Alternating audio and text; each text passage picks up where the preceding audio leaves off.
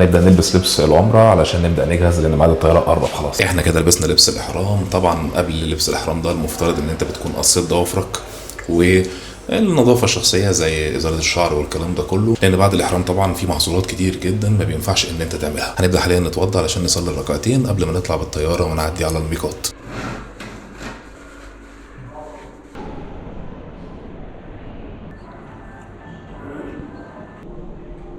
حاليا صلينا الركعتين وعقدنا نية العمرة. هنبدأ بعد كده بقى نطلع على الطيارة ونكمل معاكم باقي الرحلة. ننوي العمرة وبنقول لبيك اللهم عمرة. بعد ما بنصلي وننوي نية العمرة بنقول وإن حبسني حابس فمحلي حيث حبستني، علشان طبعا لو حصل أي عذر بيمنع استكمال العمرة ما يكونش علينا شيء.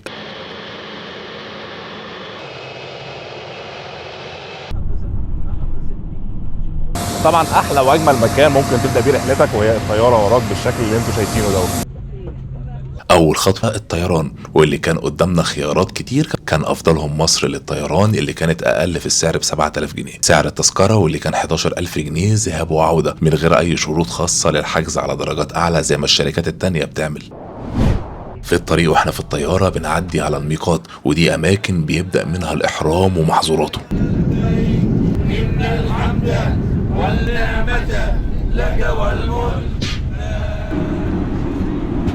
واخيرا وصلنا مطار جده. حاليا هنبدا نتحرك علشان نشوف ايه وسيله المواصلات اللي هنركبها علشان نروح مكه ونكمل عمرتنا.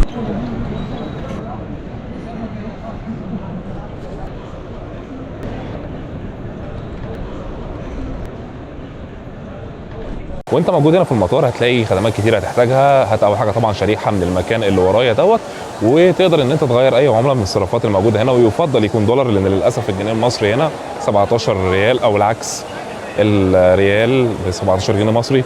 طبعا العمله بتاعتنا اللي خلاص الحمد لله يعني. وورانا طبعا اشهر مطعم اللي هو البيك تقدر تاكل فيه، ومطاعم ثانيه كتير. اللي ورانا دوت اكبر حوض سمك صناعي موجود في مطار في العالم، موجود هنا في مطار جده. الحوض طبعا فيه انواع مختلفه من الاسماك، ويمكن اشهرها واجملها في الشكل وهو سمك القرش. ازاي تركب من مطار جده وتروح مكه ببلاش؟ هنا طبعا السعوديه في الفتره الاخيره عملت خدمه جديده، وهي الاتوبيسات اللي موجوده ورايا ديت، اللي بتبدا تركبها هنا من المطار وبتوديك لحد مكه فور فري مجانا بالكامل. المهم بس ان انت يكون معاك تاشيره عمره مش تاشيره سياحه. بتيجي هنا وتوريهم التاشيره بتاعتك وبيقول لك على رقم الاتوبيس وبتبدا تركبه، وبعد كده تتحرك على مكه.